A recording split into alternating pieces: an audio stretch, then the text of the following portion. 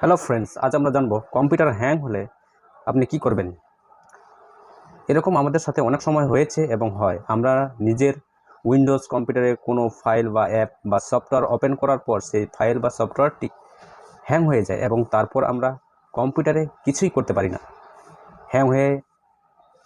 Hang হয়ে হাওয়া file close করা সম্ভব হয়ে দাঁড়ায় না, তাই তো?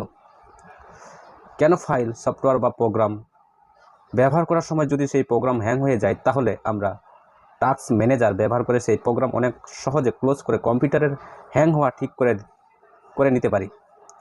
এর জন্য সবচেয়ে আগেই কম্পিউটারের কিবোর্ডে alt plus control plus delete একসাথে চাপ দিতে হবে এবং এতে আপনি কিছু অপশন দেখতে পাবেন, যাদের মধ্যে শেষে টাস্ক ম্যানেজার এর অপশন আপনারা দেখবেন।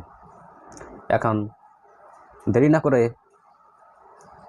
আপনার কম্পিউটারে যে ফাইল বা প্রোগ্রাম হ্যাং হয়ে রয়েছে, টাস্ক ম্যানেজার থেকে সেই প্রোগ্রামে রাইট ক্লিক করুন।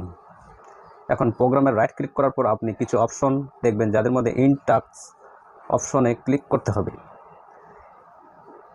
ইন টাস্ক অপশনে ক্লিক করার সাথে সাথে আপনার হ্যাং হয়ে থাকা প্রোগ্রামটি ক্লোজ হয়ে যাবে এবং তার সাথে সাথে আপনার কম্পিউটার হ্যাং হওয়া দূর হয়ে যাবে।